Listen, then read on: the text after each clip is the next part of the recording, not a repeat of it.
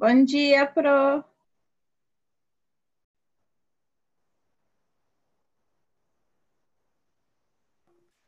Bom dia, espero que vocês estejam bem. Obrigada, Natália. O inverno dá uma ajudada, né? Dá uma levantada no visual. Tá baita friaca hoje, né?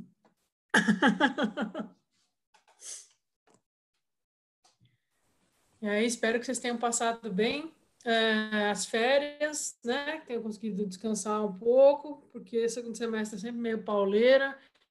Esse ano tá tudo diferente, mas acho que continua sendo pauleira, né? Não vai mudar isso. Obrigada, André.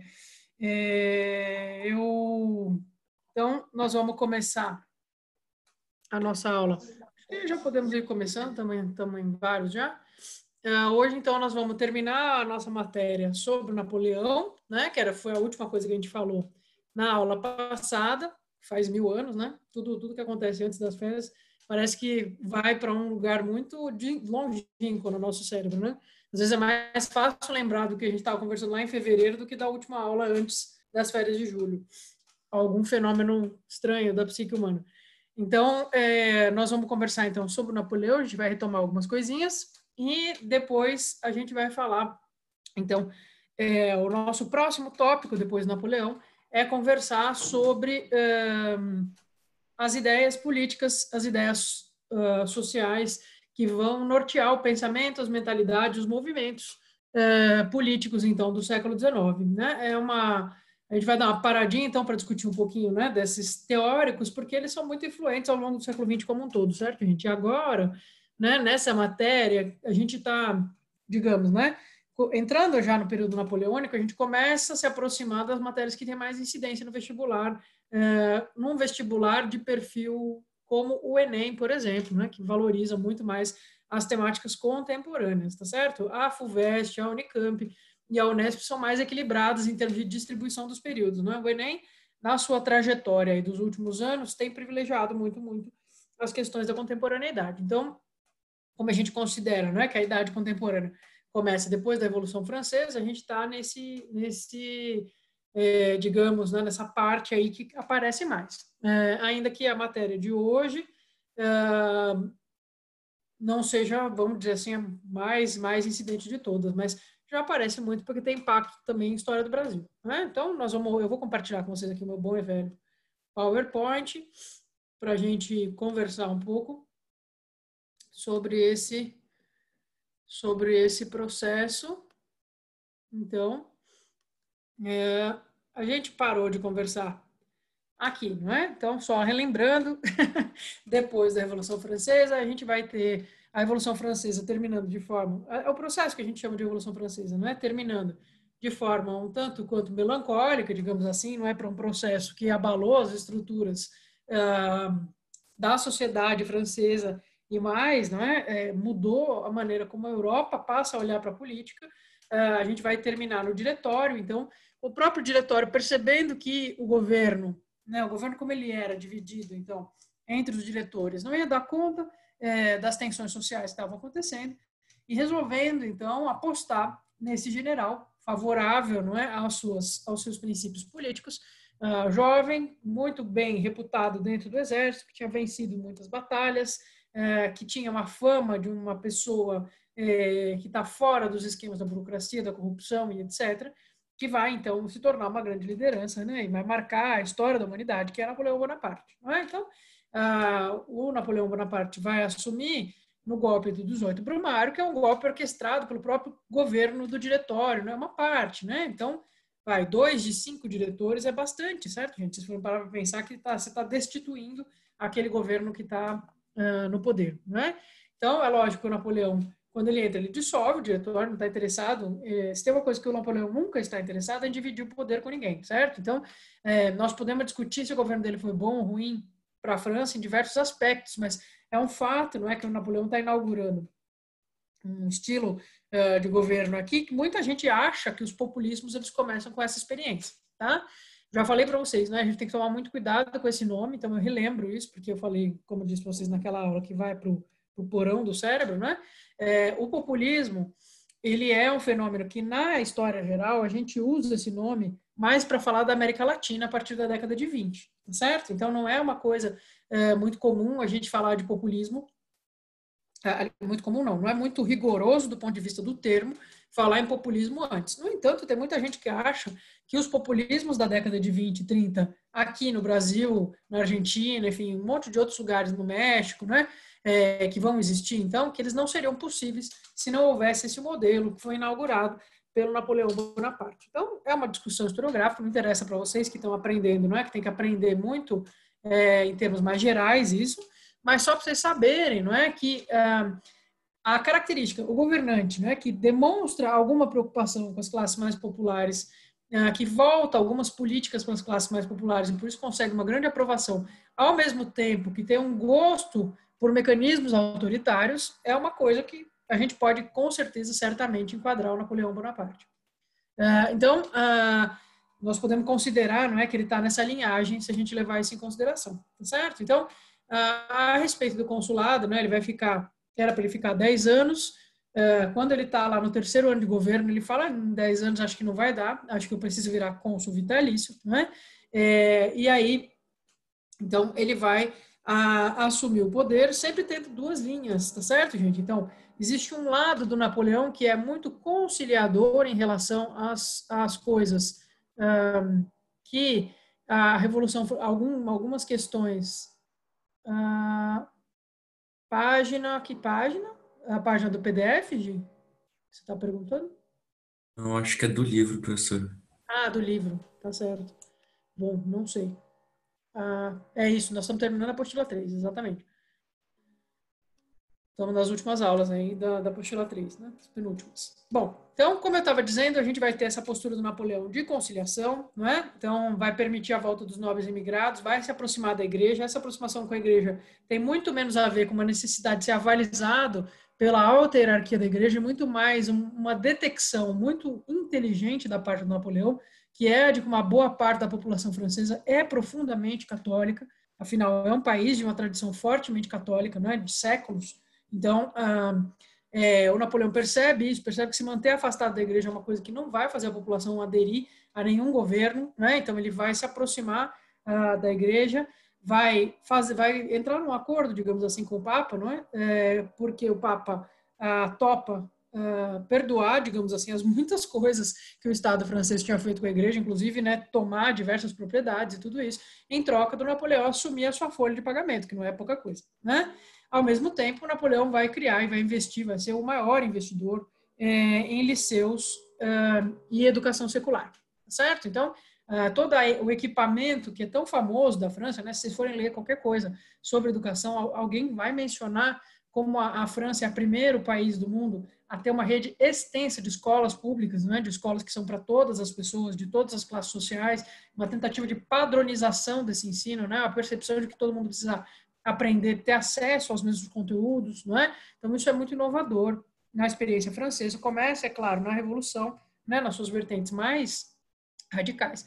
Mas, rapidamente, Napoleão vai perceber que a escola é importante em dois vieses, né? Um viés, porque sem ter uma fonte de educação secular, ele não vai conseguir neutralizar minimamente a influência da igreja, não interessa para ele que a igreja seja mais importante que ele, certo? E, em segundo lugar, porque a escola também pode ser uma fonte de formação de pessoas que seguem vertentes políticas que são estimuladas, tá certo, gente?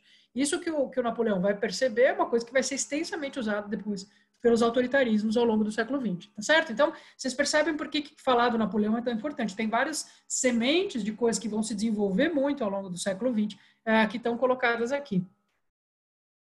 Gente, eu tenho um vizinho que resolveu usar uma furadeira agora. Vocês estão ouvindo? Tá atrapalhando vocês ou não? Espero que não. Se vocês não estiverem ouvindo, tudo bem. Só eu Não, que tenho que lidar. Não? não. Eu, pelo menos, Ótimo. não. Não, maravilha. Então tá bom. É só aqui na minha cabeça, então. Beleza. Então,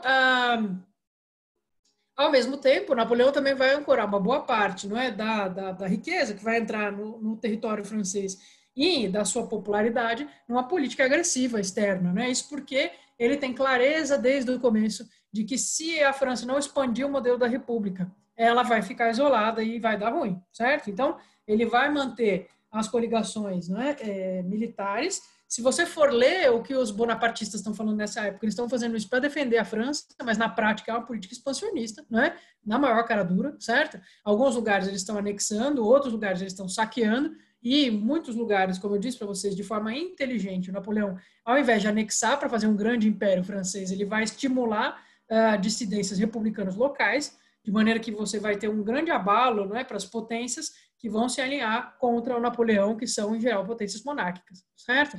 Então, não é à toa que se fala tanto do Napoleão Bonaparte como um grande estrategista, tá certo, gente? Não são só boas decisões em termos de batalhas, mas também em termos de como ele constrói, não é, a sua política externa, é um cara muito inteligente, não é? Então, ele vai unificar as leis francesas, que era o grande caos dos decretos, não é, da monarquia absoluta, sob a forma do Código Civil de 1804. Ele tinha plena consciência, então, de que essa era a grande herança que ele ia deixar, né? Nada era mais importante do que isso. Vocês observam, então, que, ao mesmo tempo que você tem um ataque à igreja, no sentido de que ele vai assumir que o Estado pode desempenhar uma série de ritos e de contratos que eram de exclusividade da igreja, não é? Então, por exemplo, casamento, por exemplo, registro civil das pessoas. Então, isso de você ter uma certidão de nascimento que te é conferida pelo Estado brasileiro, isso não seria possível antes do Napoleão, porque as pessoas antes, o registro de nascimento delas ficava nas igrejas quando elas eram batizadas, tá certo, gente? Então, essa penetração, digamos assim, não é, da presença do Estado na regularização desses ritos importantes, não é, da vida humana, que são o nascimento, a morte, o casamento, né, as associações comerciais, isso vai ser uma coisa que vai ser estabelecida por esse grande legado do Napoleão, então, que é o Código Civil, tá certo? Sem esse processo, a gente não teria esse modelo, não é, que vai se estabelecer, vai se espalhar tanto. Então, isso é uma coisa importante. Também é importante que vai agilizar muito os processos jurídicos, não é, na França, que eram tradicionalmente travados, porque é isso, você tem 1 milhão de ordenações diferentes, de reis diferentes, que se sobrepõem, e o advogado é um cara que vai, no fundo, saber que lei que ele mobiliza, em que momento, para conseguir usar isso. Depois, com a Revolução Francesa, você tem uma tentativa de reconstruir, não é, essa ordenação jurídica, mas ela não é feita de forma sistemática. Então, é o Napoleão que vai fazer isso. Tá? Então, isso aqui, falei para vocês na última aula, não é uma das coisas que mais cai sobre o período napoleônico na prova, tá certo? Precisa saber, precisa lembrar dessa contribuição dele, não é? Ao mesmo tempo, para os sujeitos que a gente chama em história de sujeitos subalternizados, não é? Ou seja, os sujeitos que ficam de fora da divisão de poder, não é? As mulheres, as pessoas que são escravizadas nas colônias, né? Toda essa galera, esse Código Civil é absolutamente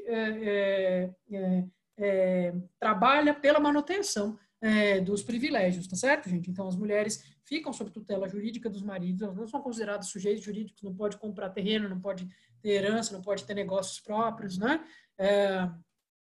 E no caso da escravidão colonial, que foi abolida durante os processos mais radicalizados da Revolução Francesa, vai ser reintroduzida aqui, tá certo? Então, ao mesmo tempo, não é, você vai ter igualdade perante a lei para todos os homens, né? Então, nesse sentido, o legado da igualdade jurídica entre homens, que vem, né, das primeiras fases da Revolução Francesa, se mantém dentro do Código Civil Napoleônico, né?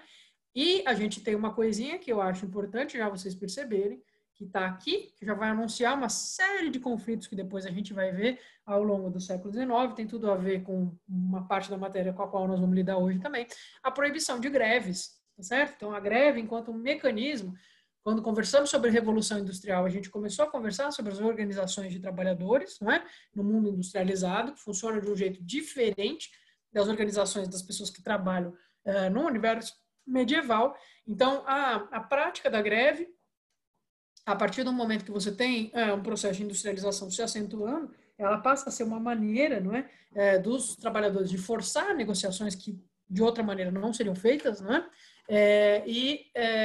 Claramente é entendido como uma ameaça à ordem que o Napoleão está tentando instituir, que é uma ordem burguesa, certo? Burguesa no sentido, não necessariamente no sentido marxista do termo, mas no sentido das pessoas que estão dominando o governo, as estruturas de poder, a justiça, tudo isso. São pessoas ligadas ao comércio e à indústria, não é? São donos de meios de produção, daí sim, em termos marxistas, tá certo? Então, a gente tem isso muito claro, né? Quando o Código Civil de 1804 ele proíbe a greve, proíbe os trabalhadores se organizarem dessa maneira, de usarem essa ferramenta, né? Ele dá a entender para nós, né, o que um historiador, quando ele lê isso no Código Civil, ele conclui que, de fato, isso estava se tornando uma prática, ou seja, isso estava acontecendo, e estava acontecendo tanto a ponto do Napoleão achar que era importante colocar ali na lei que não podia fazer, né, para poder usar, então, os mecanismos policiais, repressivos, enfim, para evitar esse tipo de movimentação, né? Então, ao longo do século XIX, a gente vai ver momentos de maior radicalização e menor radicalização dos movimentos de trabalhadores, tá certo? Nesse processo, então, a gente vai ter, com essa reimportação dos nobres que o Napoleão faz, né, com isso dele permitir que os nobres retornem, é lógico que ele está dando um tiro no próprio pé, porque afinal a nobreza, se tem uma coisa que ela não está interessada, é numa ordem completamente burguesa, certo? Gente, dominada por essas pessoas que eles têm plena convicção que são inferiores do ponto de vista do nascimento, né? Então, se tem uma coisa que você não deve fazer depois de fazer uma Revolução Francesa é trazer nobre de volta, tá certo? Eles vão, é lógico, não é, entrar numa série como é que eu vou dizer, de tramas, não é, para tentar derrubar o Napoleão imediatamente, né, uma boa parte deles, tá certo? Porque é lógico, eles estavam acostumados ao longo de quantos anos? Se você quiser pegar desde o Carlos Magno, desde 800 até 1789, os caras estavam acostumados a ter todos os privilégios, a não pagar nenhum imposto, a dominar todos os cargos públicos, né? De repente você sai disso para eles poderem viver na França, mas não terem seus bens devolvidos, muito menos os seus privilégios, terem que pagar imposto como qualquer um, óbvio que eles não vão estar satisfeitos, né? Então, eles vão tramar para derrubar o Napoleão, certamente, tá certo? Então, a gente vai ter uma série de tramas, de complôs contra o Napoleão, orquestrados pelos nobres, e a gente vai ter sempre a desculpa da guerra, não é? Então, como está em guerra, guerra é uma situação que com frequência justifica a centralização do poder. A gente está vivendo uma situação agora com a pandemia que faz a gente conseguir entender um pouco qual que é esse mecanismo, tá certo? Porque existe uma suspensão, uma guerra não é diferente de uma pandemia, no sentido de que você entre suspenso a ordem normal, cotidiana, rotineira das coisas, né? Vocês devem ter ouvido muita gente falar nesse primeiro semestre que a gente ia entrar num período de recessão que lembrava o período de recessão das guerras, né? Por causa das mortes, por causa da paralisação de uma série de mecanismos econômicos. Então, e não sei se vocês sabem disso, né? Mas, por exemplo, em alguns países do mundo aconteceu efetivamente um processo de centralização do poder por causa da pandemia. No processo, por exemplo, da Hungria, não é? Que já tem um governante que tinha tendências à centralização e que conseguiu, então, no parlamento, autorização, plenos poderes, né, por conta da pandemia, para decidir o que devia ser feito. Então, esse é um caminho que alguns países acabaram seguindo agora nesse contexto que a gente está. Então, contexto de guerra, contexto de grandes epidemias, né, todas essas situações que abalam, não é, as possibilidades dos mecanismos econômicos, sociais continuarem do mesmo jeito, são sempre uma janela, digamos assim, não é uma abertura para a centralização de poder, tá certo? Vocês podem observar que isso vai acontecer muito ao longo da história, né? Então, no caso do Napoleão, as guerras dão para ele essa entrada, não é? Como a gente está em guerra, a gente pode existe espaço para a retórica do governante, então que é necessário centralizar. Sim, Henrique. Então, quando a gente fala, não é, do Código Civil Napoleônico, ele depois do processo da Revolução Francesa, digamos assim, a maior consolidação do conceito de Estado laico que a gente conhece até então. E ele vai ser modelo para todos os outros estados que vão tentar ser laicos, né? Porque ele vai separar a Igreja do Estado, vai tirar qualquer possibilidade da Igreja de interferir dentro dos mecanismos do Estado, tá certo? Então, a França leva isso muito a sério, não é? Eu acho que é o país em que isso é mais firme, digamos assim, não é? Que não pode ter essa mistura.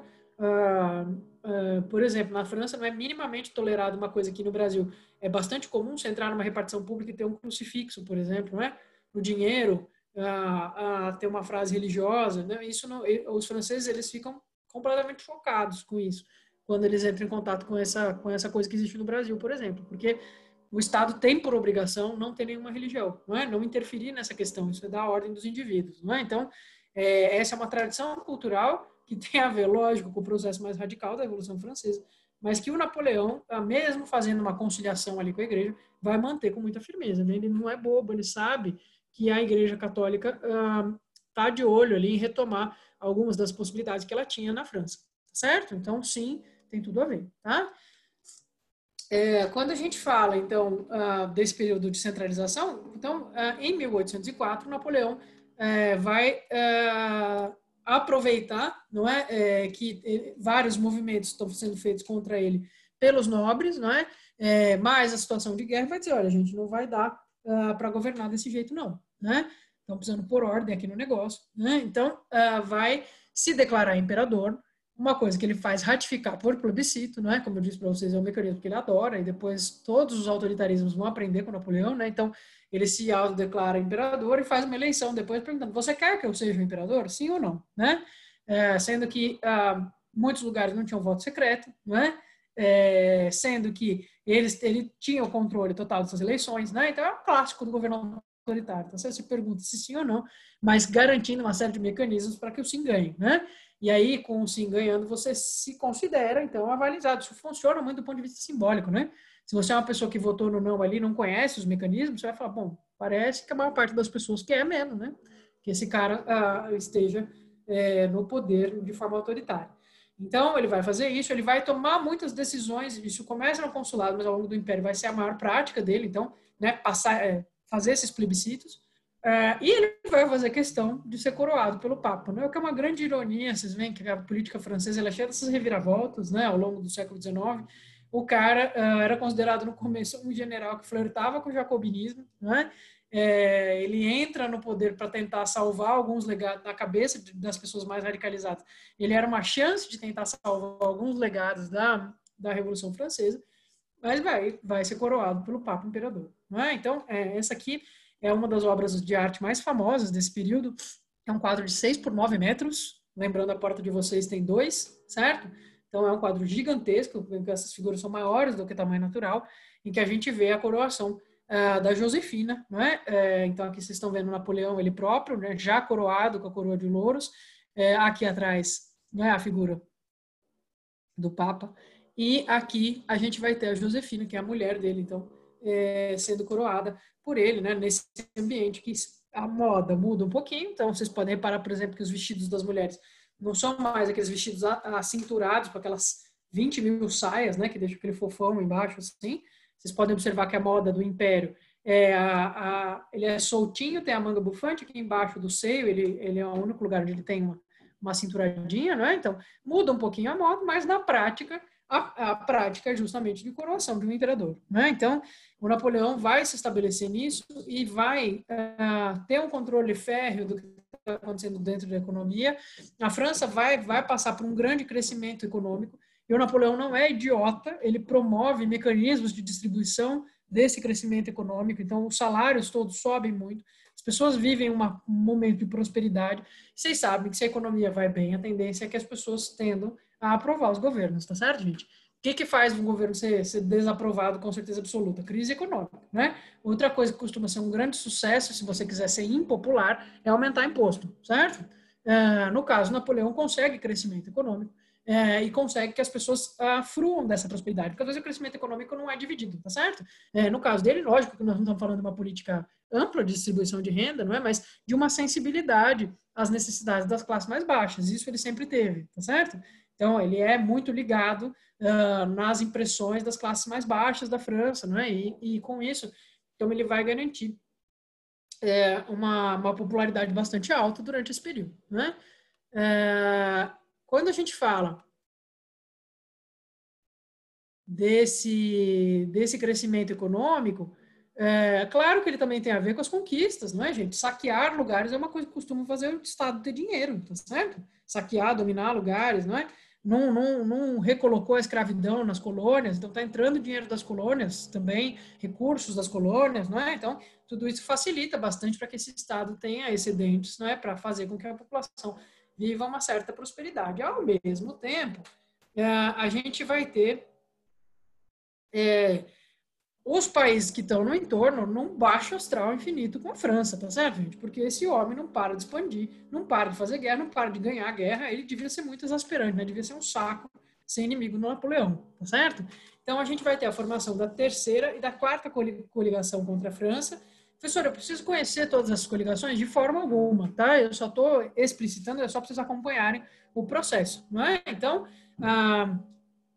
o Sacro Império Romano Germânico, que a gente acompanha lá desde, né, do fim do Império Romano, desde a formatação, então, do período medieval, vai se desfazer nesse momento por conta do Napoleão, não é? Mas ele vai perder para a Inglaterra vira, então, não é, a grande pedra no sapato do Napoleão, porque não consegue dominar a Inglaterra, né? Essa batalha é uma batalha famosa, chama Batalha de Trafalgar, não é? E a gente nós não vamos ter o Napoleão desistindo disso, né, apesar dessas coisas. Então, ao mesmo tempo que ele tem uma grande vitória na região do norte da Europa, onde costumava ser o Sacro Império Romano Germânico, né, de desorganizar essa estrutura gigantesca, imensa, que é o Sacro Império Romano Germânico, sendo também um grande golpe nos Habsburgo, né, que fazia tanto tempo estavam entranhados aí nessas dinâmicas, tá certo? A Inglaterra se coloca como grande inimigo, porque ele não consegue ganhar dos ingleses, né? Principalmente por conta da importância da marinha inglesa, que a gente viu aqui mais ou menos como é que foi se formatando, né? Na formação da quarta coligação, então temos lá a Inglaterra, boa e velha de sempre, não é? A Prússia, que é uma das partes ali, né, desse entorno que estava ali perto do Sacro Império Romano Germânico. A Rússia, que também é um império nessa época, acabam tendo que assinar tratados de paz com o Napoleão. A Inglaterra se mantém, resiste, tá certo? E aí, para tentar estrangular a Inglaterra, uma boa e velha tática que costuma funcionar também, que é a tática do bloqueio econômico, certo? Não é? Os embargos econômicos são usados faz muito tempo, tá certo? Como forma de tentar estrangular uma determinada nação que está incomodando alguém aí, né? Então, o bloqueio continental determinado pelo Napoleão não se faz com base em tratados diplomáticos, como se faz hoje em dia, tá certo? A gente é na base da porrada, né? Então, se você não cumpre o bloqueio continental, o Napoleão te invade e te arrebenta, tá certo? É assim que funciona. Hoje em dia também acho que existe essa perspectiva de ser invadido e arrebentado, ela está de forma muito indireta, né? Então, por que as pessoas aderem a embargos econômicos propostos pelos Estados Unidos, por exemplo? É por causa dos belos olhos do Trump? Eu acho que não, né? Tem a ver com o quê? Tem a ver com o fato de ser uma potência militar abertamente agressiva quando é necessário, né? Então, é difícil querer se indispor com os Estados Unidos, né? Todo mundo que se indispõe acaba tendo problemas graves, né? Então, essa questão da força está sempre colocada nesses mecanismos. Mas aqui nós estamos falando de uma coisa bem direta. Napoleão estava com exércitos, infantaria, artilharia, cavalaria, escambau, não é? E ele ia para cima de você, te arrebentar se você não cumprisse. Então, a Península Ibérica tenta se manter fiel à Inglaterra, não é por conta dessas relações que são muito antigas, dos ingleses na distribuição de produtos manufaturados, né, da presença dos ingleses numa série de territórios coloniais ou ex-coloniais, né? Então, a gente tem essa relação que é bastante já consolidada, digamos assim. Então, a Península Ibérica, no primeiro momento, não está a fim de romper com um aliado econômico tão antigo, porque o Napoleão decidiu que sim. Só que aí, vocês sabem que não vai dar muito certo, não é? Então, a Espanha vai tomar pau do Napoleão, mas a Espanha resiste muito nervosamente, né? Então, é muito sangrenta. As guerras napoleônicas na Espanha marcam muito o imaginário, né, do povo espanhol, porque é muito sangrento. O Napoleão ganha, coloca o irmão dele no poder, né, arranca o rei da Espanha, coloca o irmão dele no poder.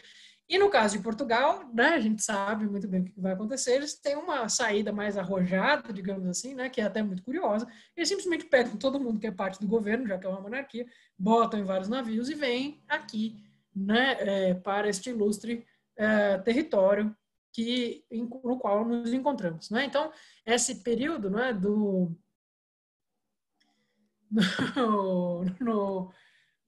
enfim, esses embargos que vão rolar aqui, não é, por conta desse conflito entre Napoleão e a Inglaterra, e a Prússia, e a Rússia, e esses territórios todos.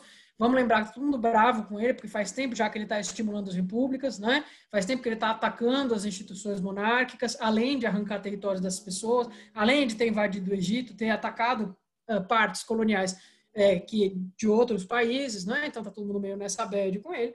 E aí Portugal então vem para cá. E aí a gente sabe que isso vai entrar na nossa história de uma forma importante, tá certo? Precisa só saber situar que é nesse contexto, né? Então, no contexto da quarta coligação, que os portugueses vão fugir da Europa, não é?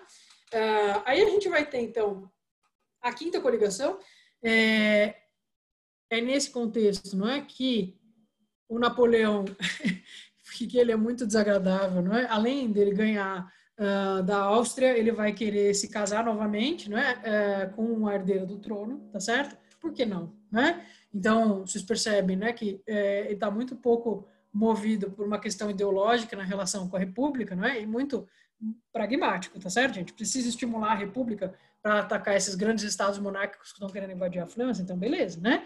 Mas na hora de fundamentar o próprio poder imperial, casando com o herdeiro de uma das casas mais tradicionais da Europa, vamos lá também, tá certo? Tem problema algum, né? Pragmatismo é uma coisa impressionante, certo? A gente vai ter a Rússia, então, que resolve, né? A Rússia sempre vida louca aí, resolve que não está afim de respeitar o bloqueio continental.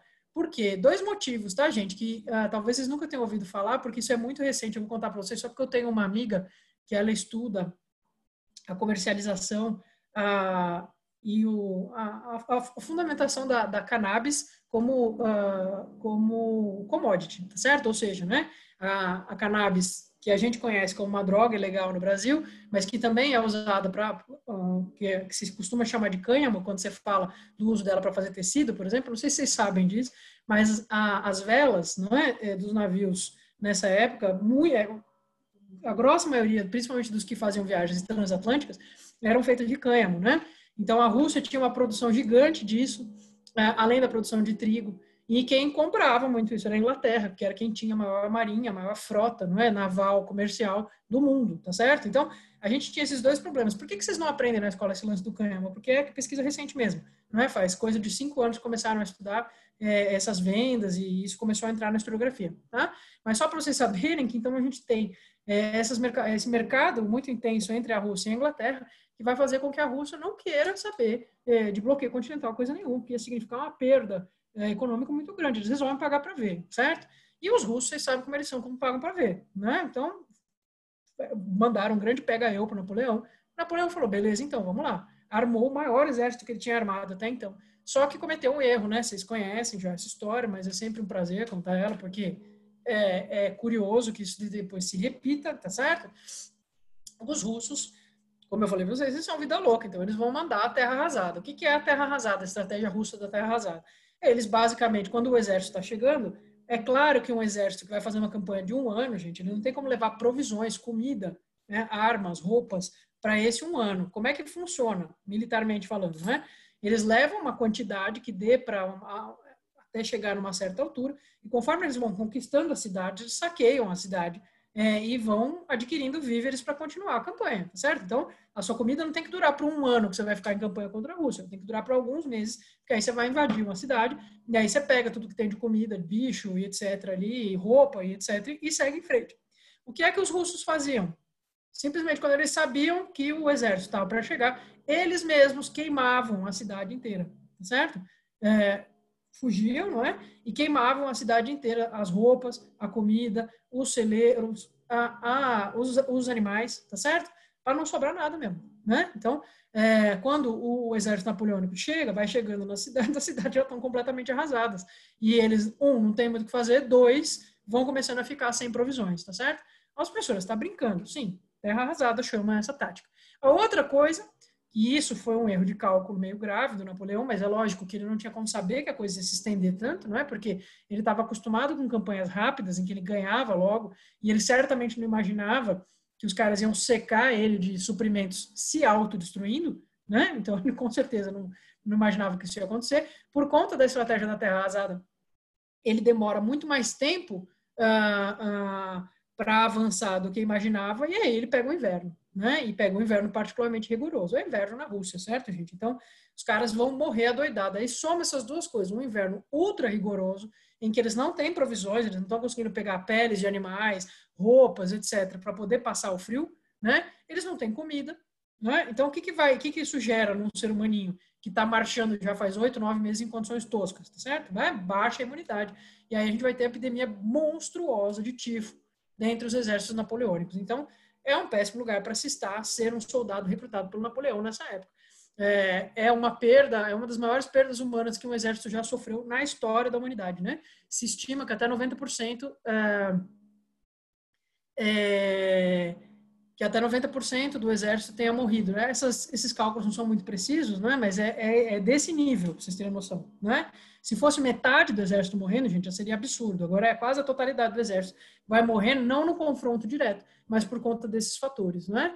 Então, sim, o Glaucio está apontando aqui que os alemães não aprenderam depois, sim, porque nós vamos ver depois, não é, que durante a Segunda Guerra Mundial também a Rússia vai ser a grande pedra no sapato do Hitler, né, durante seu processo de expansão. Então, existe muita discussão sobre isso, como é que um cara que é um bom estrategista não olha para esse exemplo, né, anterior. Mas aí a gente tem uma série de coisas que nós vamos discutir um pouco quando chegamos na Segunda Guerra, né? Por que para o Hitler era importante fazer esse avanço no território russo, enfim, tá? Tem muitas coisas aí envolvidas. Mas é um fato, não é? Que a gente tinha esse precedente terrível aqui e que os russos, por exemplo, vão repetir a terra arrasada e isso vai complicar bastante, não é, a vida dos alemães que estão invadindo. Então, com isso, não é, com essa perda bizarra do Napoleão, aí a galera vai se animar, né? Vai falar, bom, agora vai, né? Os caras perderam 90% do exército, é a nossa chance, né? Então, vai juntar o baile todo, a Inglaterra, a Prússia, a Áustria e a Rússia, e eles vão conseguir finalmente vencer as tropas napoleônicas, né? O Napoleão vai abdicar em 1815 e vai para a ilha de Elba, certo? E então vão deixar ele ficar lá exilado, né? Por que eles fazem isso, professora? Por que eles não executam o Napoleão de forma exemplar e etc.? Tem uma série de discussões sobre isso, não é? De por que não partem para isso logo de uma vez, né? Tipo, que seria o razoável de se esperar com um inimigo de guerra nessa época. Mas, de todo modo, como ele é uma figura muito conhecida, eles preferem mandar ele para o exílio, né? O que a gente vai ver que é uma decisão um pouco complicada. Porque um cara que não é o Napoleão, é muito difícil ele parar e você conseguir pará-lo, tá certo, gente? É um cara que é uma combinação de coragem, ousadia e inteligência militar muito complexa, né? E também tem uma grande habilidade com pessoas, tá certo? Então as pessoas tendem a gostar do Napoleão, é assim que funciona, né? O entorno dele tende a gostar dele. O que vai acontecer na França, né? É a chance que os nobres franceses estavam esperando com a abdicação do Napoleão. Eles simplesmente metem o Luís XVIII no trono e fazem uma restauração Bourbon. Então acabou. Eu sei que a gente teve essa fase terrível aqui de 1789 até agora 1815, mas volta a monarquia Bourbon, né? O Luís XVIII que estava ali só esperando na Itália uma chance de poder colocar sua dinastia no poder novamente, né? Então aqui dá para ter uma noção do Império Francês, não é? Então, como é que o Império Francês se expande nessa época? Os protetorados, então, também são área de influência que estão sob controle napoleônico, e os cinzinhas são os estados vassalos, não é? São basicamente lugares que eles anexaram, tá certo? Então, aqui a Espanha, como eu disse vocês, ficou na mão do irmão do Napoleão, uma boa parte da Itália também, não é? Porque a Espanha dominava uma parte da Itália, enfim. É mais ou menos por aí. E aí a gente tem aqui os roxinhos, são os estados inimigos, né? Então que estavam bastante contra o Napoleão, que vão se organizar nesse sentido, né? Não à toa, tradicionalmente, monarquias tradicionais, não é? Que vão ficar contra. Bom, com a restauração Bourbon, vocês podem imaginar que tem muitos grupos que não gostam da restauração Bourbon. Faz sentido, né? Se a gente para pensar, faz sentido que muita gente não esteja satisfeita com essa espécie de retorno esquisito ao antigo regime que a galera vai tentar fazer, né? Então, se você fosse camponês e tivesse ganhado terra por reforma agrária, certamente você estaria cabreiro, né? Uma vez que sobem ao poder novamente os nobres que eram donos originais daquelas terras, enfim, né? Então, com certeza você está preocupado, não é? Se você é burguês, você certamente também está preocupado. Por quê? Porque não há nenhuma garantia que os nobres vão querer manter, não é, o seu estatuto de importância dentro do governo. E os interesses dos nobres, em geral, não batem com os interesses da burguesia, tá certo, gente? A nobreza baseia a sua riqueza em patrimônio, não é, em privilégios e não em atividades mercantis. Então, é um pouco contraditório. Então, é lógico que a burguesia fica bastante apreensiva, fica com medo, não é, de perder direitos, né? E, sobretudo, de perder o controle dos mecanismos econômicos do Estado, que são muito importantes para ela, certo? Além disso, a gente tem o exército, que é fiel de carteirinha ao Napoleão, certo? Então, o Napoleão, que tinha feito o exército ter um status que ele jamais tinha tido dentro da França, né? Porque ele ganha um destaque impressionante as promoções se dão por mérito, não é? Então, uma pessoa comum tem a possibilidade de subir aos mais altos píncaros da sociedade francesa através da sua atuação nas guerras, não é? Então, tudo isso ameaça uma série de grupos, não é? E aí, se vocês forem ver, é muita gente, tá certo? Os camponeses é uma base social muito ampla da França nessa época. Os burgueses se tornaram muito influentes e gostaram do gostinho de decidir como é que as coisas funcionam, não é? E o exército tem uma importância que sempre tem em todos os lugares, né? Afinal, eles são o braço armado do Estado, então é muito difícil se indispor quando eles têm uma homogeneidade em relação à posição, né? Então, o que vai acontecer? O Napoleão consegue escapar de Elba e volta ao poder aclamado pela população, né? Então, ele dá um outro golpe, né? Como bastasse os que ele já deu, né? Ele volta e arranca os Bourbon de novo do poder. O Luís XVIII, muito tipicamente, né? Ele vai embora, porque ele fala, cara, não vai dar para eu me dispor, não vou ficar aqui e peitar esse cara. Então, ele foge novamente. E o Napoleão assume novamente, né? Então, aí a gente vai ter um governo que vai ser curto, né? Um governo de 100 dias, daí 1/3 de ano, mais ou menos, um pouco menos, eu sou de humanas, vocês entenderam, né? Dá um pouquinho menos de 1/3 de ano aí. Em que ele vai estar no poder, vai tentar garantir, não é, a sua presença no poder, porque é óbvio que os outros países vão voltar a se coligar contra ele, e aí dessa vez não vai ter jeito, não é? Então ele está muito abalado pelos problemas internos, está muito abalado pela derrota, não é? E a sétima coligação, por outro lado, só ganhou força nesse meio tempo. Então a sétima coligação derrota Napoleão em Waterloo, não é? Que os ingleses gostam muito de lembrar dessa batalha, porque é com eles que a derrota acontece definitivamente. Aí ele abdica e vai para Santa Helena, e aí lá ele vai ficar fortemente guardado até 1821, quando ele morre, né?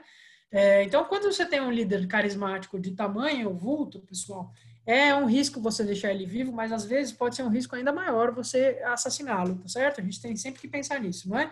Porque quando é uma figura política que tem a força que o Napoleão tem, sempre pode ser que ele se converta numa espécie de mártir, e aí quem conseguir capitalizar essa figura vai ganhar um grau de poder que é incontrolável praticamente. E a gente nunca tem como, nenhum ator político tem como ter certeza que é ele que capitaliza, você percebe?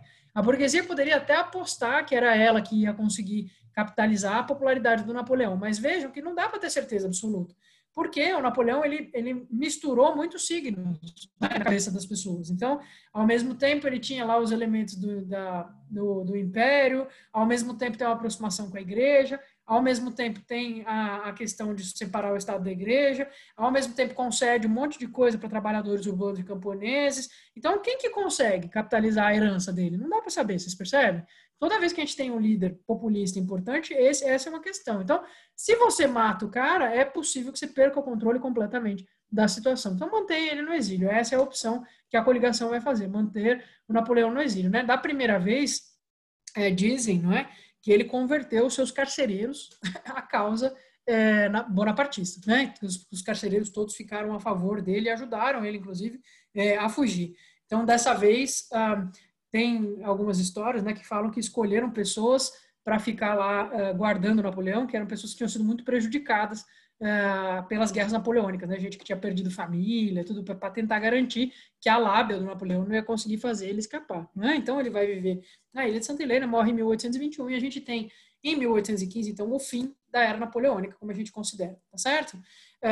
Ainda em 1814 a gente vai ter a formação dessa organização, digamos assim, que é o Congresso de Viena. Vocês já devem ter ouvido falar disso, esse é um conceito muito importante de se estabelecer, não é? Precisa saber o que é o Congresso de Viena e precisa guardar o nome desse cidadão aqui, tá certo? Ele é um nome que resolveu, faz uns 5 anos, começaram a botar esse cara no vestibular, eu não sei porquê. Então, precisa saber que o Metternich é esse príncipe austríaco, não é? Que vai ser o grande ideólogo, ou seja, o cara que é responsável do ponto de vista do pensamento, não é? Por sintetizar as ideias que vão propor que a restauração das monarquias é a melhor saída para esse estado conflituoso em que a Europa se encontra nesse momento, tá certo? Então, a congregação que se dá em torno do príncipe Metternich da Áustria, não é? Ela é essencialmente antiliberal, pessoal. Eles odeiam o liberalismo, tá certo? E eles querem a monarquia, e eles querem não qualquer monarquia, uma monarquia aristocrática. Professor, e monarquia constitucional? Eu disse monarquia aristocrática. Nós estamos falando de gente muito mais conservadora do ponto de vista político do que é a Inglaterra dessa época. Estão entendendo? Então, dentro das coligações antinapoleônicas, a gente tem uma variedade de nuances. Então, você tem a Inglaterra com a sua monarquia constitucional, lá com o reizinho simbólico, como está estabelecido desde as revoluções inglesas, né? E esse processo se acentua com o tempo, mas você vai ter a Áustria, a Rússia, né?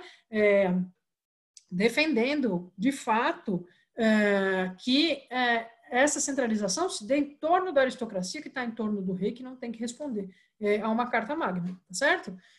Então, uma congregação de pessoas que compartilham de ideias profundamente antirrevolucionárias e profundamente contrárias à ascensão das liberdades individuais, como a gente conhece, tá certo? Por isso que a gente fala em antiliberalismo, nós vamos conversar um pouquinho sobre isso já, beleza? Então, as restaurações são conduzidas, muitas vezes, por pessoas que são alinhadas ideologicamente ao Congresso de Viena, tá certo, gente? Então, essa ideia de restaurar a monarquia, né, que era um estado anterior, que precisa retornar, vai ser muito organizada, não é, pelas pessoas que estão nesse entorno, tá certo? A gente vai ter uma grande reformatação aí do mapa da Europa, né? Essa reformatação vocês não precisam conhecer, eu coloquei aqui só porque eu sou nóia e achei que era interessante vocês terem ouvido falar, mas não, isso que está nesse slide aqui eu preciso saber? Não, mas só para vocês saberem, não é, que, por exemplo, não é, às vezes é interessante ter noção como antecedente, Polônia vai ser retalhada, não é? A Prússia vai ficar com uma boa parte da Polônia, então já essa região aí, não é? Que a Polônia vai ser constantemente assediada por esses estados que estão em volta, né? Então aqui a Prússia fica com uma parte, a Rússia fica com outra parte, e do ponto de vista, a Áustria vai pegar um pedação dos Balcãs, né? Por outro lado, tem que aceitar que existe a Confederação Germânica do Reno, que é uma organização de principados e repúblicas descentralizada, a gente vai falar um pouquinho mais depois disso, e do ponto de vista da dinâmica do mundo, é muito importante saber que quem vai se dar bem nessa história é a Inglaterra, que vai garantir uma porrada de lugar, de pontos comerciais relevantes, né? Aí fora do ambiente europeu, na Ásia, no Mediterrâneo, Malta, não é? Mas o sul da África, o Ceilão, na Ásia, que são lugares que estavam sob domínio francês, que os ingleses vão ficar com isso, tá certo? Então, a maior parte das monarquias vai ganhar territórios que são próximos deles ali, estavam em disputa fazia muito tempo, e a Inglaterra já é espertinha, não é? Está conformada em ser uma ilhota ali, tá certo, gente? Mas está expandindo seus territórios para tudo quanto é lugar, né? Então, isso vocês vão ver, e esse é um processo que é muito importante, que é o entender o processo de imperialismo inglês depois, tá certo? Então, isso tudo já está meio se colocando ali no momento em que você dissolve, não é, o governo do Napoleão. E aí, só para dizer que nós não falamos desse termo, não é a Santa Aliança, famigerada, tá certo? O nome que se dá para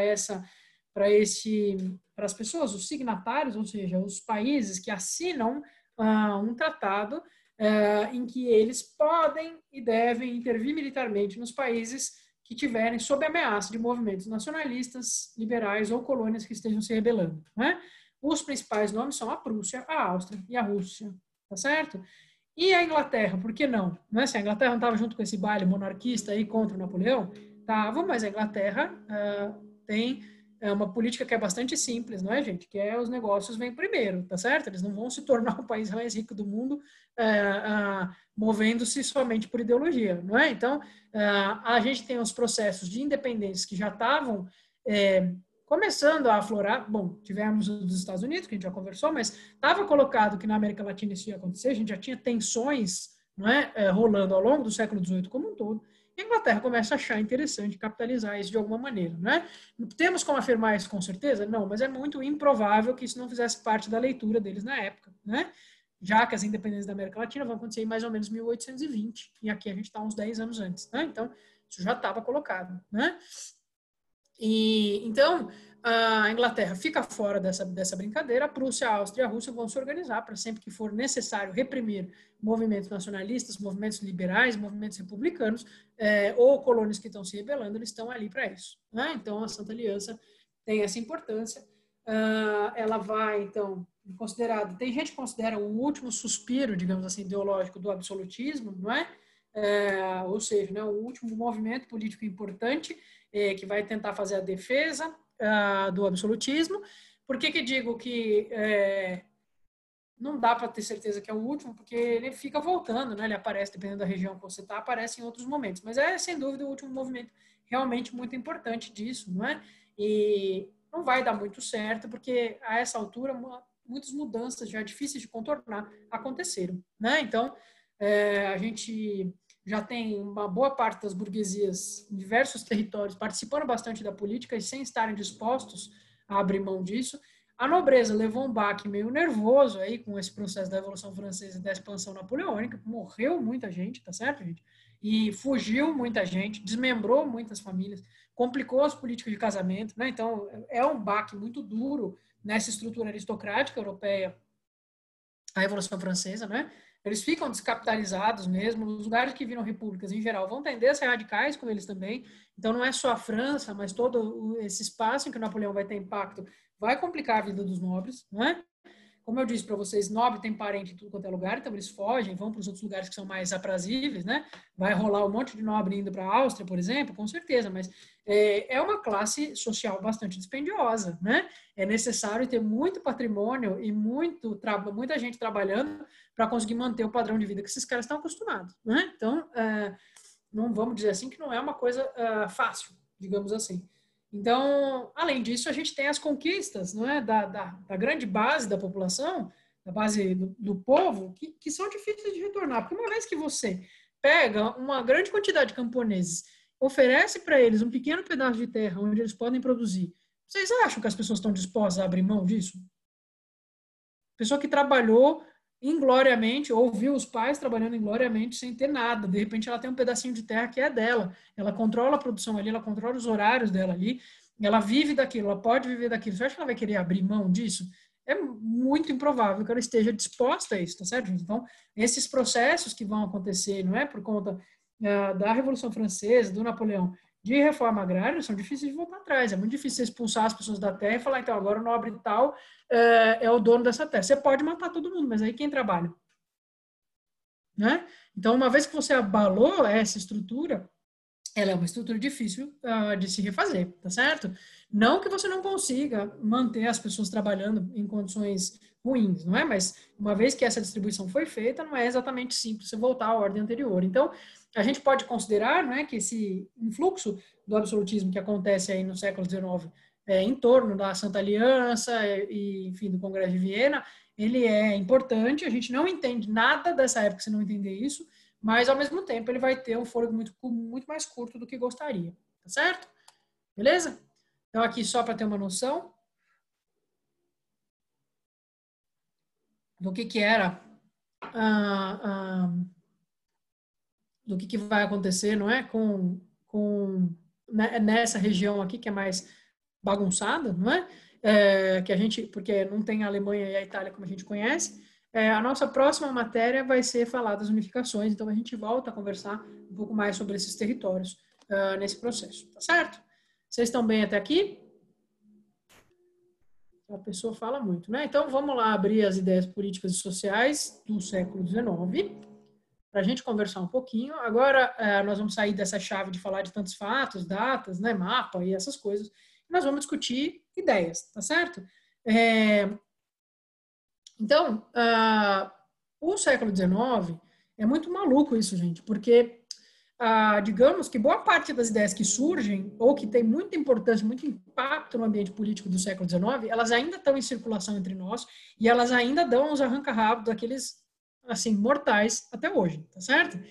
Então, elas estão aí flutuando no nosso ambiente político, no nosso imaginário político, nas nossas discussões, e a gente consegue escapar muito pouco disso, né? É claro que o século XX trouxe grandes atualizações para o debate, principalmente a partir da década de 60, 70, que a gente vai ter, né, a modificação do ambiente político abrindo espaço, né, para uma série de bandeiras que ficam um pouco abandonadas aqui dentro dessas discussões. Então, principalmente no que diz respeito, né, às chamadas minorias do ponto de vista sociológico, tá certo? Minoria não quer dizer que é menos gente da população, quer dizer apenas que do ponto de vista da distribuição do poder, elas chegam um pouco ao poder, não é? Então, com os movimentos em torno, não é? Dos direitos das mulheres, dos direitos dos negros, dos direitos dos povos nativos, dos homossexuais, não é? Das pessoas trans, enfim, tudo isso que vai surgir a partir da década de 60, 70, entrar no imaginário político, aí a gente vai ter uma modificação grande e aí uma discussão de como é que essas ideologias do século XIX conseguem se amoldar a isso, sim ou não, se dá para juntar as coisas, se tem que partir de uma coisa nova, não é? Como é que isso funciona. Mas, de todo modo, essas estruturas sobre as quais nós vamos conversar aqui, elas ainda estão operando, vocês vão ver. Não é? Então, eu não quero esgotar esses temas aqui, todos esses temas aqui, daria tranquilamente uma aula cada um, e a gente nem ia começar a brincadeira, tá? Eu só quero apresentar para vocês. Se eu quero discutir a política no século XIX, o que é que eu preciso saber, quais os termos que eu preciso conhecer. Então, primeiro, bom e velho liberalismo, sobre o qual a gente já conversou, não é? Eu levantei a bola para vocês sobre o liberalismo econômico, que é uma das principais expressões dele inicialmente falando, mas vai botar fogo no parquinho na época o liberalismo político, certo, gente? Então, quando a gente fala dessa contraposição radical ao antigo regime que o liberalismo vai fazer, vocês têm que entender que o liberalismo político, do primeiro momento, ele é, sobretudo, uma defesa das liberdades individuais, tá certo? Então, a noção do indivíduo que vai surgir lá no Renascimento, aqui ele vai entrar com um spot de luz em destaque no palco da política, tá certo? Através do liberalismo, não é? Então, toda pessoa tem que ter direito a culto, ela cultua a religião que ela quiser, ela fala o que ela quiser, tem direito de expressar a opinião dela, tá certo? Ela tem direito de se organizar da maneira que ela achar melhor e ela tem direito de publicar as ideias que ela quiser. Para nós, isso poderia parecer o básico do básico, mas isso é completamente contrário a toda a estrutura do antigo regime. Não é? Então, quando a gente enumera os direitos individuais, fica muito claro que a briga inicial do liberalismo é contra o antigo regime, que é um Estado autoritário de concentração dos poderes em uma única figura. Não é? Então, a discussão sobre a liberdade política é central no liberalismo.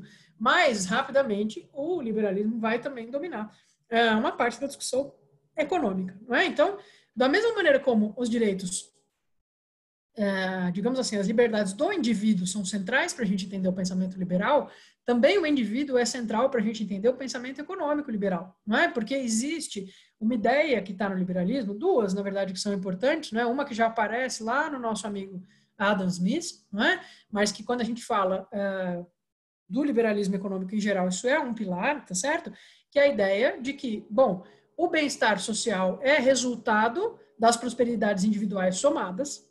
Então, se eu tenho indivíduos mais prósperos, eu naturalmente vou ter uma sociedade melhor para se viver, né? Então, que os indivíduos prosperem é uma coisa bacana, uma coisa boa para a sociedade, e que quanto mais decisões econômicas eu tenho no indivíduo e não no coletivo ou no Estado, melhor, tá certo? Porque o indivíduo sempre vai tomar decisões econômicas melhores do que as do Estado, ok? É melhor para a sociedade que o maior número de decisões econômicas possíveis esteja na mão das pessoas e não de qualquer estrutura pública, tá certo?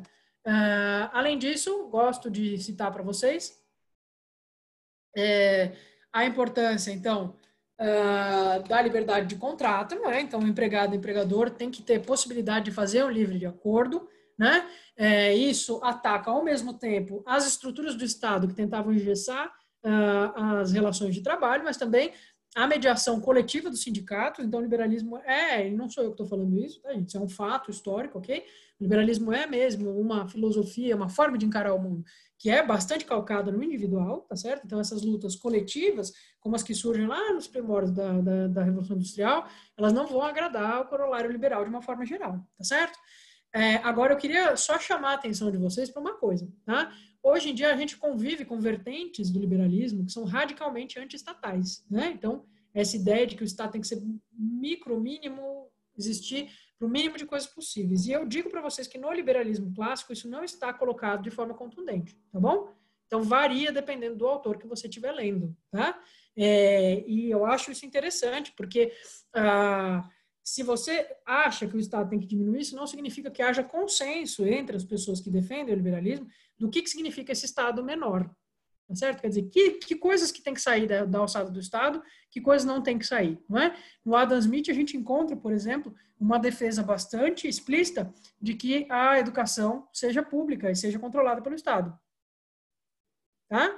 Então, professora, você está dizendo que o Adam Smith ele não seria a favor de vouchers para a educação. Então, você ganha do Estado um voucher num certo valor, e aí você vai lá e paga a escola que você achar melhor com esse voucher. Não, o Adam Smith defende um equipamento de educação pública, tá certo? Então, mas isso dá muito gasto. O Adam Smith acha que isso é uma coisa que o Estado tem que fazer.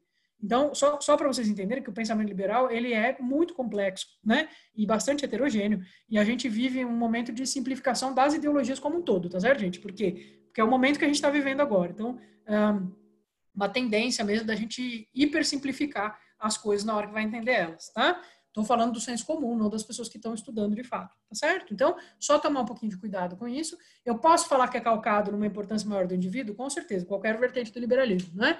Eu posso falar que defende um Estado menor? Com certeza. Agora, o que significa esse Estado menor? Aí a gente já entra no debate, beleza? Deu para entender?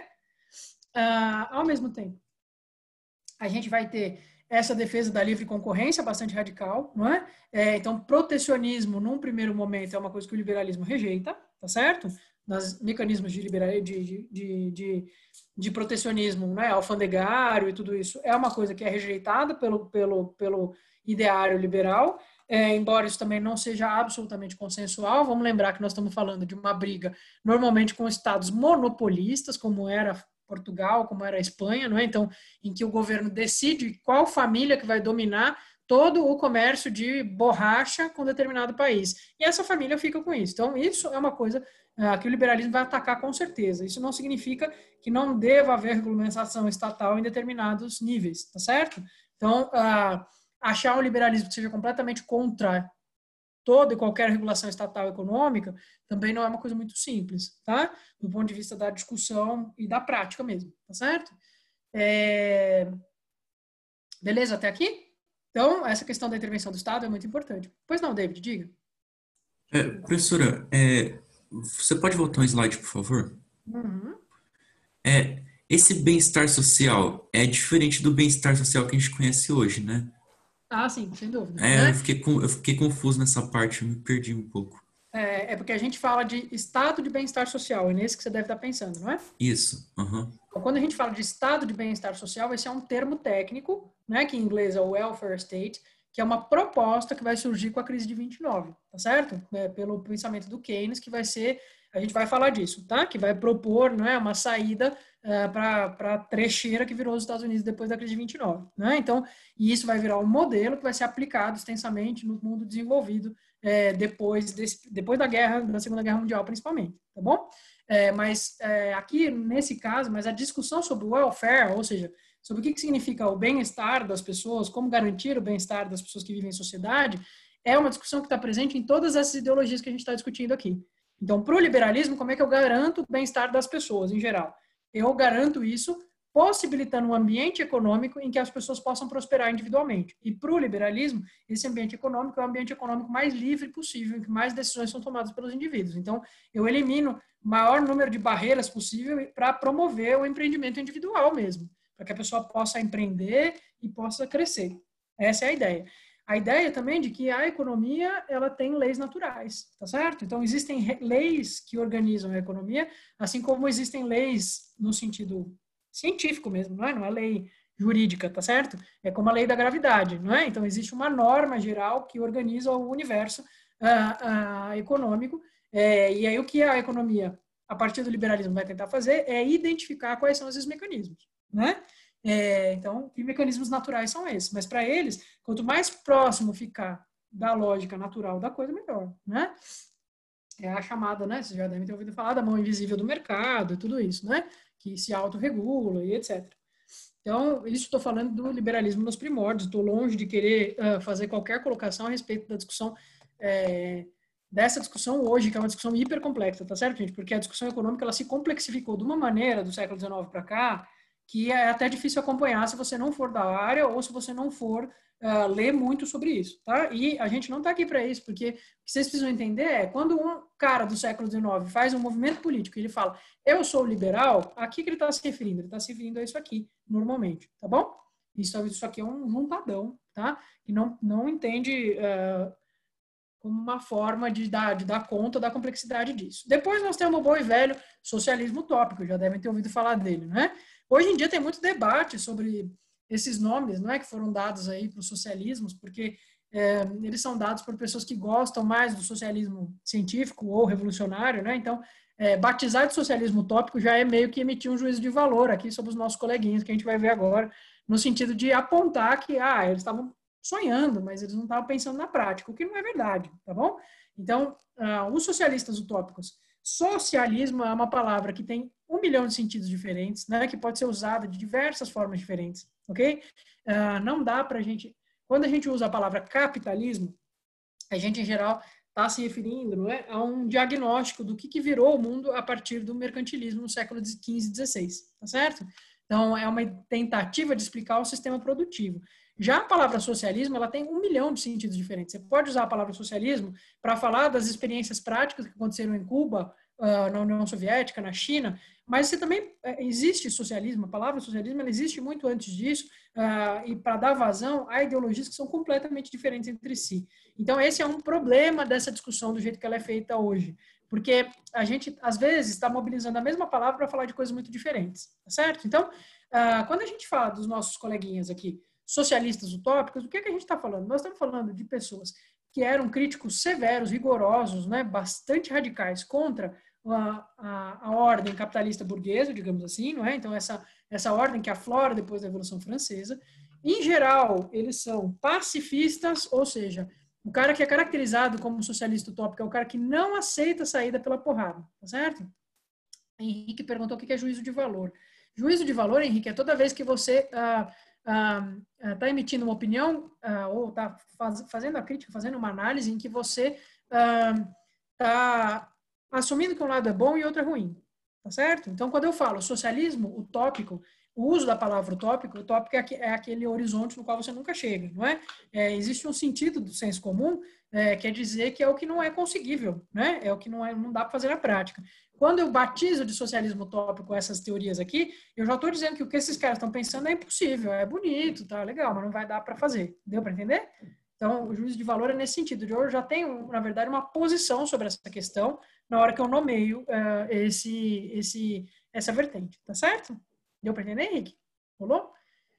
Então, os socialistas utópicos são esses caras que são, se eu tiver que citar 2 características para vocês lembrarem, pacifistas e associativistas. Pacifistas vocês conseguem entender, então não a saída pela violência, tá certo? São completamente contrários às saídas pela violência, como, enfim, vai ser feito na Revolução Francesa. E associativismo é uma coisa que vocês, em geral, não sabem tão bem o que significa basicamente que eles acreditam que a saída é pela formação de coletivos, ou coletivos de trabalhadores, ou cooperativas de pessoas de pequenos produtores, eles acreditam nisso. Então, a formação de pequenos coletivos das pessoas que trabalham para assumir as rédeas da produção, da distribuição das coisas que produzem, tá certo? Então, essas são as 2 características que juntam esses caras que a gente vai chamar de socialistas utópicos. Apresento para vocês 2 deles, o Fourier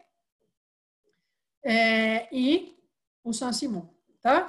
Então, o Fourier é um cara que ele vai levar a crítica dele bem longe, tá certo? Ele não vai criticar só a maneira como o sistema industrial funciona, as relações de trabalho e industrialização, mas ele também acha a moral, vocês já devem ter ouvido falar em moral burguesa, né? Nesses papos assim, o Fourier vai fazer uma das primeiras críticas a isso, então, ele vai dizer, olha, essa família que tanto se defende aqui hoje em dia, ela é patriarcal, ela é vinculada a critérios que não tem nada a ver com a felicidade das pessoas, só a manutenção das aparências.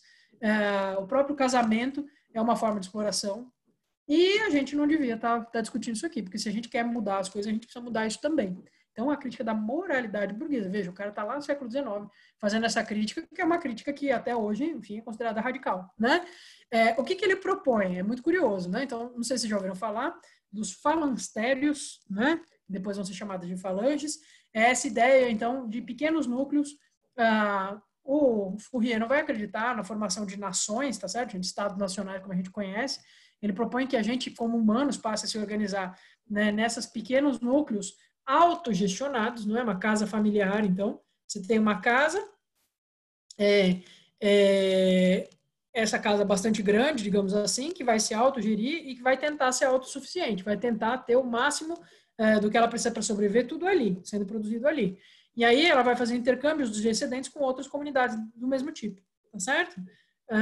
E aí, dentro desses falancérios, você elegeria democraticamente quem são as lideranças, né? E essas lideranças, elas iam se encarregar de que essa comunidade se funcionasse, e que esses intercâmbios acontecessem, e que quando fosse adquirir coisas fora da comunidade, isso fosse feito da forma mais vantajosa possível, e etc. Tá certo? Então, ele está propondo uma reforma da sociedade como um todo, não é só uma reforma econômica, uma reforma política. Tá certo? Além dele, tem o Saint-Simon, então, que vai ser um cara completamente contrário. Aí ele tem uma questão em relação à religião, né, principalmente às hierarquias religiosas, então vai ser muito contra todas elas. E vejam que aqui a gente tem uma proposta de ruptura que é bem menos radical do que a do Fourier, né? Então, as pessoas que são úteis, os homens úteis, são aqueles que têm que controlar a sociedade. Quem são os homens úteis, né? Os industriais, que têm os recursos financeiros de produção, os cientistas e os artistas, que detêm a capacidade de invenção e a capacidade científica. Então, ele entende que são essas pessoas que deveriam decidir como que a sociedade se organiza, né? E a economia, por sua vez, tem que passar para o controle dos trabalhadores, tá certo? Então, são associações dos trabalhadores. Então, ao invés de eu ter uma indústria que tem um dono, não é? E que esse dono vai lá e determina como tudo funciona, são os trabalhadores dessa indústria que se organizam, né, formam uma espécie de cooperativa, como a gente entende hoje, e eles que vão se encarregar, então, de fazer essa produção acontecer, distribuir essa produção e tudo isso, né? Então, isso é o que ele acha que é o ideal, não é o que ele acha que vai acontecer logo de cara, por isso essa proposta aqui que envolve os industriais aqui em cima. A ideia é caminhar para isso aqui, tá bom? Então, vocês veem que tem bastante diferença entre os dois, não é? E, para a gente terminar os socialistas utópicos, o Owen, né, que acho que talvez seja o mais famoso socialista utópico. Aí é uma crítica generalizada, tá certo, gente? A propriedade, a família, a religião servem para alienar as pessoas, fazer as pessoas ficarem sobre o controle de uma série de coisas que não tem nada a ver com a vontade delas ou com a liberdade delas, né? Então, essas críticas, elas são muito comuns no século XIX. Ele quer que o sistema capitalista acabe e seja substituído por outra coisa. Professor, mas o que ele acha que é o capitalismo? Então, aí a gente tem uma discussão, né? Porque a detecção que ele está fazendo não é exatamente a do Marx, que é a que vocês conhecem, tá certo? Então, tem um pouco de debate sobre isso. Ele também aposta nas cooperativas, né? E na prática ele vai tentar fazer isso, né? Então, ele vai criar a sociedade equitativa dos pioneiros de Rockdale, então, que é uma tentativa de fazer uma grande cooperativa que assuma a produção e que vai ser super pioneira. E também eles vão morar no mesmo espaço, né? Vão ter essa organização e tal. Então, o Owen, além de propor na teoria, ele realmente, efetivamente, tenta fazer essas coisas na prática, tá certo? E por um tempo, essa sociedade vai ser própria, não é? Então, a história dela é uma história bem interessante também, tá? Beleza, gente. Deu para entender aqui como eles são diversos, socialistas que a gente chama de utópicos, eles são bem diferentes, né? Em comum, tem uma detecção que as relações de trabalho, do jeito que elas funcionam no capitalismo, são ruins, que os trabalhadores precisam ter mais protagonismo nisso, não é? E propostas que não funcionam via revolucionária, via violência, tá certo? Aí a gente tem aqui os nossos famigerados rapazes do socialismo científico revolucionário, né? Eu coloquei uma fotinho aqui deles sorrindo, só para quebrar um pouco o estereótipo. Normalmente eles estão meio pistola, né, bravos, o cara fechado. Eles também sorriam, tá certo? Então aqui temos nosso amigo Marx, nosso amigo Engels, certo? Ou não, se vocês odeiam muito eles, fiquem à vontade também, tá certo? Diga, Felipe. Oi, professora. Oi, fala. Qual era mais ou menos a média de habitantes nos países tipo França, Inglaterra? A média de habitantes nessa tipo, época? Tá, a gente já tem, eles já são bem grandes, tá certo? Porque tanto Londres quanto Paris, nessa altura, já eram metrópoles, né? Com mais de milhões de habitantes aí já. Então, eu vou checar para você, tá bom? Essa informação que eu não sei te dizer totalmente, tá? porque, sei lá, dá para entender mais ou menos por que eles pensam que, por exemplo, os utópicos dá para viver em coletivos e tal, porque nem se compara a quantidade de pessoas que tem hoje em dia. Não, certamente não, tá? Então, mas eles estão falando, então essa é uma excelente questão que você levantou, não é? Não, com certeza não se compara a quantidade de gente que tem hoje, mas eles estão falando dos lugares que são mais populosos no mundo inteiro, né? Então, tipo, ambos, né? Todos eles vêm ou de Londres ou o Saint-Simon, que é francês, não é? E eles estão falando, então, desses lugares que são muito inchados por conta da industrialização, né? Então, acho que talvez, justamente por eles terem que lidar com essas grandes quantidades de pessoas, que eles não estão pensando em propostas para um país inteiro, mas estão pensando justamente em propostas de descentralização, certo? Tá bom, Beleza? verdade. Então, só para a gente desmistificar um pouco isso, tá certo, gente? Então, não é todo pensamento, não é porque vocês estudam depois, a gente vai estudar no século XX, sei lá, a Revolução Russa, não é? E a implantação do regime socialista soviético com o Lenin e, enfim, o resto da rapaziada toda lá que a gente vai ver depois. E aí vocês ficam com uma impressão que todas as propostas socialistas, elas sempre querem dar conta do Estado Nacional, né? Então, eu quero que o Brasil se torne socialista, e é isso que eu vou tentar fazer. E não necessariamente, não é? Então, os socialistas utópicos jamais pensariam em termos de Brasil, por exemplo, não é? Eles querem saber de outras maneiras de funcionar, assim como nós vamos ver os nossos coleguinhas anarquistas aqui, tá certo? Então, o socialismo científico ou revolucionário do Marx e do Engels, não é? Vai ganhar esse nome porque vai partir, o Marx, primeira coisa, né, que é importante lembrar, certo, gente? O Marx é filósofo, tá certo? Então, o Marx não é um cara que estava pensando políticas públicas. O Marx não é um cara que era especializado em pensar como é que um Estado devia funcionar. O Marx era um cara da filosofia, não é? Que estava olhando para a história da humanidade e pensando, e vai chegar à conclusão de que ele entendeu o mecanismo de funcionamento da história da humanidade, tá certo? Antes dele vem o Hegel, que vai fazer a mesma coisa. O Marx vai olhar para o pensamento do Hegel e vai falar, eu acho que ele entendeu o mecanismo, mas ele não entendeu o que está acontecendo, né?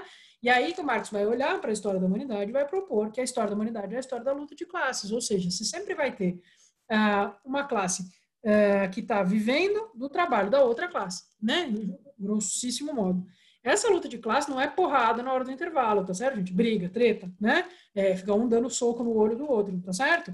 A luta de classes é um conflito de interesses que às vezes vai durar por muito tempo, né?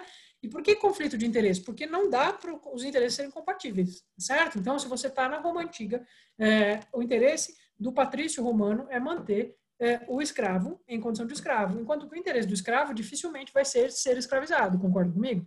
Muito provavelmente o escravo gostaria de estar fazendo outras coisas da própria vida ao invés de ser escravizado, não é? Então, esses interesses conflitantes, não é? Eles vão se manter nesse estado de choque, digamos assim, ao longo de bastante tempo, e é por conta desses conflitos que surgem, dessa posição oposta ocupada por esses sujeitos históricos, que a gente vai ter as modificações históricas. No caso de Roma Antiga, durou muito tempo, não é? Até a gente ter a queda do escravismo, por exemplo. Não é? Então, o Marx é esse filósofo que vai olhar para a história da humanidade e vai propor essa explicação. Não é? E para ele, na percepção dele, não tem como existir modificação de fato que leve à emancipação humana. Então, tem que entender que não é que o pensamento socialista revolucionário está sempre com a cabeça na emancipação humana. Então, como que eu posso fazer os seres humanos serem realmente livres, não é? E eles discordam, vão discordar profundamente do liberalismo nesse sentido, não é? Não tem como uma pessoa ser realmente livre dentro dessa perspectiva se ela está presa pelos mecanismos que forçam ela a vender a própria força de trabalho para sobreviver. E com isso, a pessoa não consegue nem definir o que é que ela faz a maior parte do dia. Porque ela está a maior parte do dia fazendo coisas que talvez ela não gostaria de fazer ou que ela não fizesse, porque ela precisa sobreviver, né? Então, enquanto há essa situação, não tem como discutir liberdade individual de fato para o pensamento marxista. Vocês entendem? É uma questão de viés, tá certo? Então, para o liberalismo, quanto mais liberdade individual tem a pessoa, não é? A sociedade prospera mais, e essa prosperidade ela faz com que a sociedade seja um lugar melhor para se viver. No caso dos marxistas, existe uma descrença em relação a isso, tá certo, gente? Não acreditam nisso, eles acreditam que a maneira como a sociedade capitalista se estrutura é para manter uma classe dominando a outra, tá certo? E uma classe vivendo do trabalho da outra, não é? Então, enquanto houver capitalismo, haverá mecanismos que mantêm essa exploração funcionando. Então, é por isso que dentro do pensamento socialista científico não existe possibilidade de mudar isso através da política, tá certo? Porque eles consideram que a política é um reflexo dessa situação econômica primordial. Dentro do pensamento marxista, tudo é reflexo da economia, certo? Então, se na economia eu tenho uma classe que vive do trabalho da outra classe que está sendo explorada, as estruturas políticas que são permitidas, elas são o reflexo dessa situação primordial.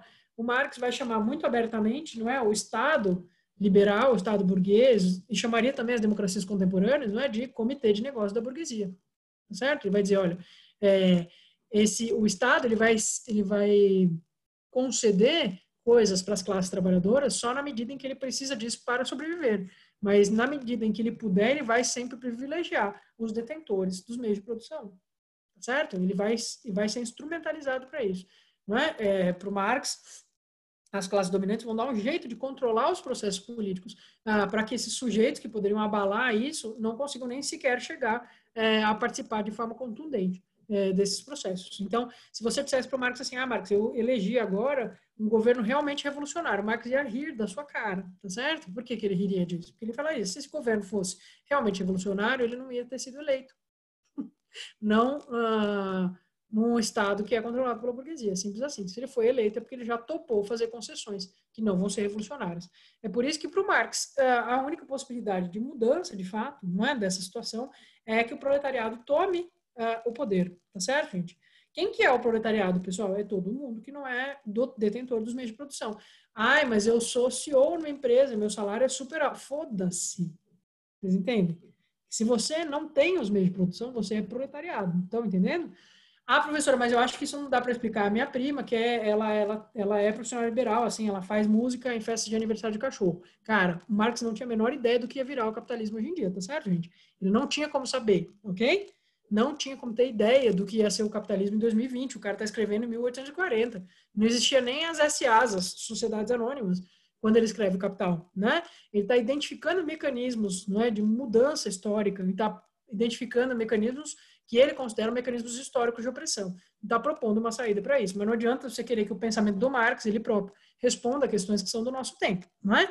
Mas para ele é assim que funciona. Você tem as pessoas que detêm o meio de produção e as pessoas que têm que vender a força de trabalho. Se você recebe um salário, não importa quão alto seja ele. Se você não tem outras maneiras de sobreviver, você é trabalhador, você não é detentor do meio de produção. Tá claro? Então, quando vocês veem essas pesquisas, né, que mostram classe média baixa, classe A, B, C, D, E, F, G, H, certo? E essas discussões sobre o que é ser rico no Brasil, viralizou no Twitter agora essa semana, não é? Uma discussão sobre isso, né? Então, o Brasil é um país tão desigual que se você tem uma renda familiar, sei lá, maior do que R$8.000, você já está entre os 3% mais ricos, né? E essa é uma discussão que dentro da sociologia, ela não tem muito cabimento, não é? Claro, você está entre os 3% que tem mais acesso, mas dentro de uma perspectiva sociológica, isso já não serve para explicar, por N motivos, né? Porque não cabe a gente entrar aqui, mas dentro de uma perspectiva marxista é mais absurdo ainda, porque não interessa, é uma desigualdade muito grande, mas quem é rico? Quem é que faz parte das classes dominantes dentro do pensamento marxista? Quem detém os meios de produção, tá certo? Então, é assim que funciona, ok? Então, você tem mina de carvão, você tem indústria de concreto, você detém empresas de tecnologia, você tem fazendas.